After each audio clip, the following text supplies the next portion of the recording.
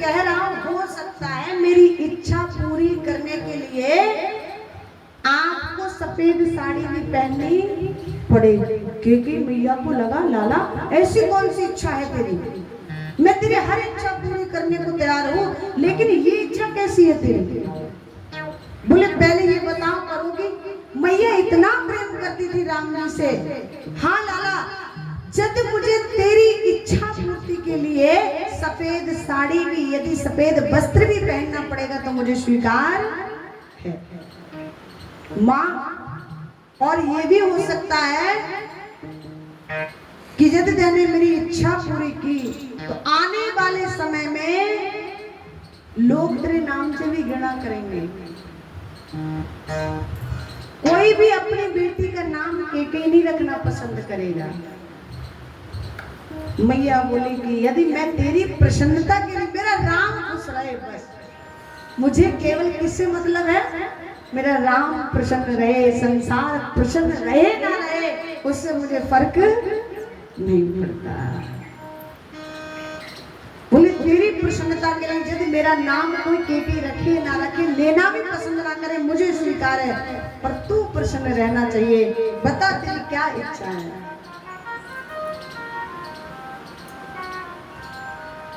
कहने लगी माँ, कुछ समय बाद पिताश्री मुझे राजा बनाने वाले हैं और मैं राजा बनूंगा तो मेरी कुछ अंदर की इच्छाएं पूरी नहीं होंगी। एक काम करना, तू पिताश्री के पास जाकर के मेरे लिए वनवास और भरत के लिए राज्य मांग।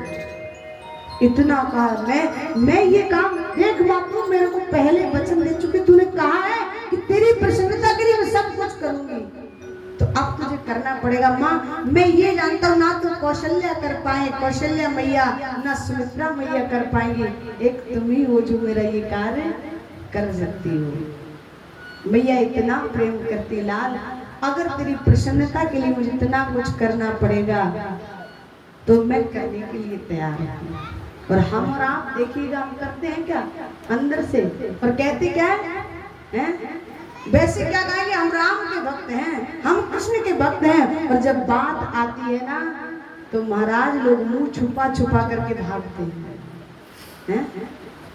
लोग क्या करते हैं? मुंह छुपा कर भागते हैं। और वैसे हम तो राम के लिए जीते हैं साहब, हम तो राम के लिए कर रहे हैं, हमारा तो जीवन ही राम के लिए। अरे शर्म करो, तुमको शर्म होनी चाहिए। तुम राम के लिए जी रहे हो, तुम केवल अपने पेट के भरण पोषण के लिए जी रहे हो। बस केवल तुम्हारी इच्छाएं पूर्ति हो जाएं, तुम्हारी कामनाएं पूर्ति हो जाएं, तुम राम के लिए क्या करोगे?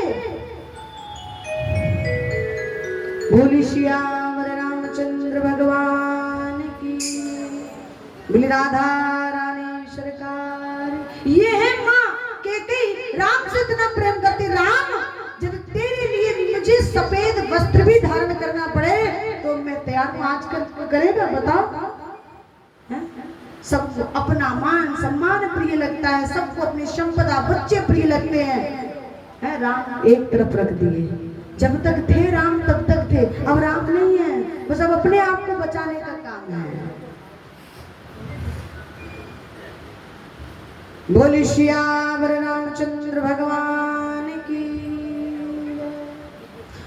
उधर देवताओं ने ब्रह्मा जी से प्रार्थना की, और ब्रह्मा जी ने क्या किया कि देवताओं ने कहा किसी भी प्रकार से सरस्वती मैया से प्रार्थना की जाए। मंत्रा है ना, सरस्वती मैया से कहा किसी एक की बुद्धि बिगाड़ी जाए जो कि कहानी उलट पलट हो।